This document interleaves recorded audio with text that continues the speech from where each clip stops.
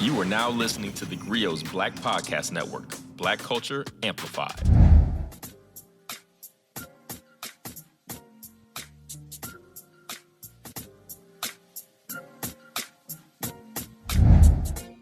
Hello, and welcome to the Kwanzaa edition of the theGrio Daily.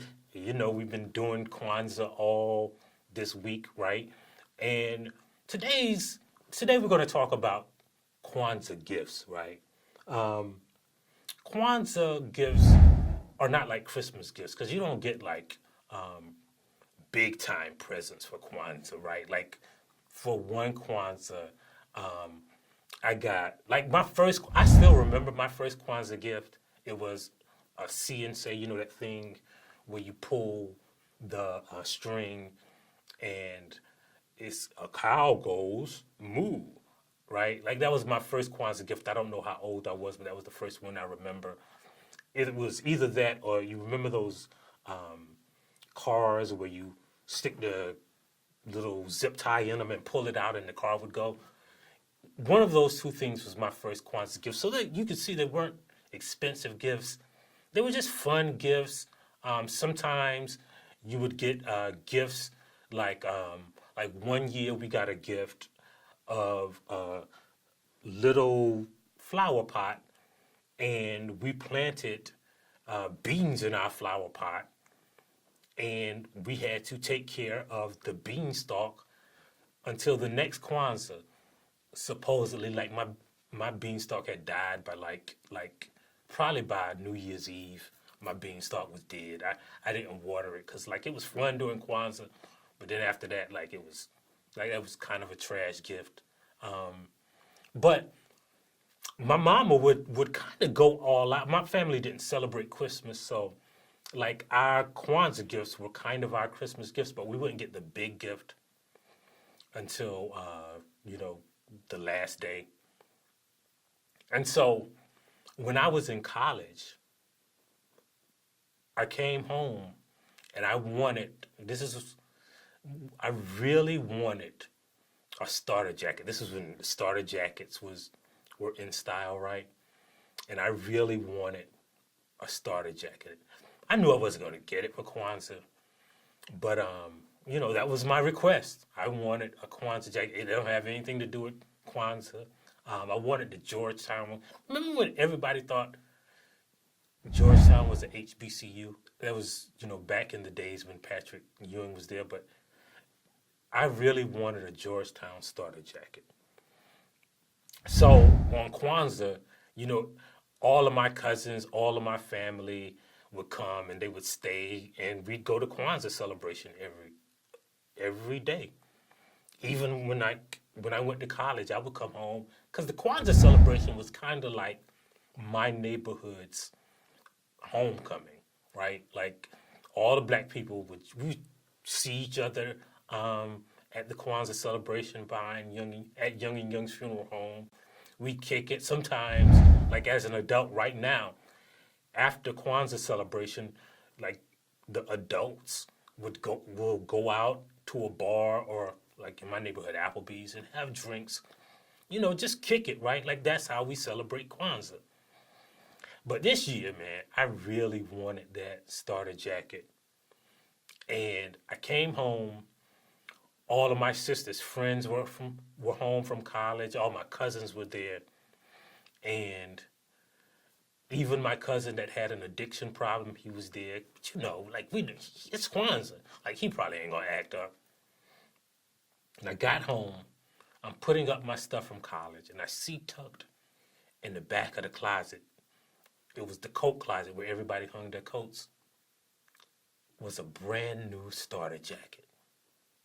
I didn't tell my mom that I saw it because, I was going to act surprised. I was happy as heck, though, because, you don't get that kind of Kwanzaa gift all of the time. So, I was going to give her, her opportunity to let me be surprised. I didn't say anything about it, but I just could not wait till that last day of Kwanzaa to get my starter jacket. Everybody's there. I'm thinking about how I'm going to be fresh when I go out with my friends. I'm thinking about how I'm going to put on that Kwanzaa jacket and be fresh when I go out with my friends for the after Kwanzaa celebration. I'm really excited, right? And our house is filled. Well, the last day of Kwanzaa comes, and we get ready to walk to the Kwanzaa celebration because it was like right around the corner from our house, and it was so many of us, we couldn't all fit in one car. So everybody goes there to grab their coats, and there are no coats in the closet. Literally everyone's coats are gone. My cousin, who again was struggling with addiction, had stolen everybody's coats and just sold them. And it was up to me and my two cousins, Squeak and Fred, to just go around our neighborhood and try to get back my family's coats. Of course, I'm the only boy, right? And it wasn't just my sisters and me. It was my mama. It was my sister's friends from college. It was my cousins. It was kind of embarrassing going to people, say, hey, I don't mean, accuse you of anything, but you don't have a coat that somebody sold you. So we finally get back all of the coats. And, my cousins are happy because everybody got their coats back. And I'm dejected because, I don't have my starter jacket. Like, I know Kwanzaa is not about that. And I'm not a materialistic person. But, I saw the Kwanzaa jacket. You got to understand, man. I saw it hanging up there. It was just in my size. I had already laid out you know how you lay out your outfits in the back of the chair. I had laid out an outfit that was going to match my Kwanzaa jacket, man. I was sad. Everybody was wondering, like, why are you so sad? We got back all the coats. We're going to be warm. We can go to the Kwanzaa celebration. Why are you so sad? But I didn't have my Kwanzaa starter jacket. And as we go to the Kwanzaa celebration for the last day, which is the day that the Deltas give away their bikes, so everybody's there, we see one of my friends, same age as me, standing outside with a brand new Georgetown starter jacket. And I know him. And I know, like, when I was in the 7th grade, we were about the same size, but he was what in the African American community we call swole. So we had to fight in wrestling class when I was like in the 7th grade. And his name was Leonard, and Leonard drug me all over that wrestling match because he was swole. He was cock diesel. He was, he had, arms like a WWE wrestler. He was, he was cock diesel. He was built like a college dorm room refrigerator. But I wanted my starter jacket. So I walked up to him in the nicest way possible. And I say, Leonard, I don't mean to accuse you or anything, man, but I think you got on my starter jacket. He said, I bought this starter jacket. I say, Leonard, who'd you buy it from? Your cousin. I said, well, Leonard, he stole that. That was going to be my Kwanzaa gift. He's like, yo, what? Yeah, that was my Imani gift. And my mama had bought it for me because she had wanted a starter jacket for Imani. And so she had bought me a Imani gift, and it was a starter jacket. So, so I know that's hers because they don't even sell them around here. And so, will you give me back my Imani jacket? And Leonard looked at me, and without saying a word, he just put his hands on his starter jacket, opened it up, and showed me a gun tucked in his waistband. That's all I had to see. Apparently you got you a new jacket, bruh.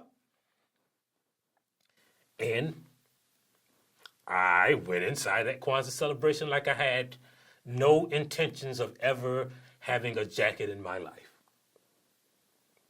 And my cousins, they walked away, and we just celebrated Kwanzaa. And it was a good Kwanzaa. And then later, I got home, and I opened the door. I'm tearing up just thinking about this. And my mama had a starter jacket waiting for me. I later learned that Litter that came by and talked to my mom, and she talked him out of that starter jacket, and he gave her that starter jacket. And that was how I got an Imani jacket for Kwanzaa, because that is faith. And that's why I didn't die for a starter jacket that was stolen from me as soon as I got back to college. Man, I would like to think that somebody prayed for that starter jacket who needed it. And right now that starter jacket is somewhere in the world keeping someone warm. But that's why Kwanzaa is one of my favorite holidays, because we gave the gift of Georgetown to the world. And that's why you should subscribe to this podcast. That's why you got to download that theGrio app. And that's why you got to tell a friend. And as always, we leave you with the traditional Kwanzaa greeting. Habari Gani. Stay warm out there, and thank you for listening to theGrio Daily. If you liked what you heard, please give us a 5-star review, download the theGrio app, subscribe to the show, and share it with everyone you know. Please email all questions, suggestions, and compliments to podcasts@thegrio.com. You are now listening to theGrio's Black Podcast Network, Black Culture Amplified.